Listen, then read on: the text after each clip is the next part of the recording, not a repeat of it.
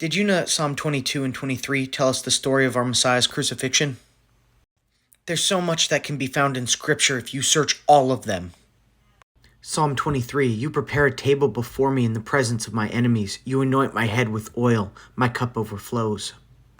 Matthew 26, a woman came up to him with an alabaster flask of very expensive ointment, and she poured it on his head as he reclined at the table.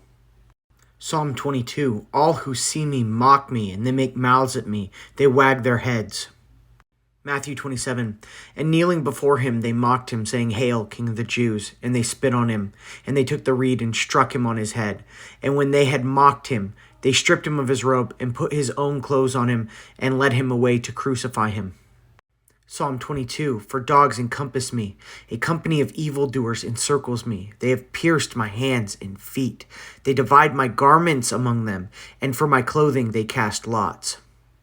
John 19, when the soldiers had crucified Jesus, they took his garments and divided them into 4 parts, 1 part for each soldier, also his tunic. But the tunic was seamless, woven in one piece from top to bottom. So they said to one another, Let us not tear it, but cast lots for it to see whose it shall be. Psalm 22, my God, why have you forsaken me? Matthew 27, and about the 9th hour Jesus cried out with a loud voice, saying, my God, why have you forsaken me? Psalm 22, I am poured out like water, all my bones are out of joint. My heart is like wax, it is melted within my breast. My strength is dried up like a potsherd, and my tongue sticks to my jaw. You lay me in the dust of death. John 19, after this, Yeshua, knowing that all was now finished, said, to fulfill the scripture, I thirst. A jar of sour wine stood there, so they put a sponge full of sour wine on a hyssop branch and held it to his mouth. When Jesus had received the sour wine, he said, it is finished, and he bowed his head and gave up his spirit.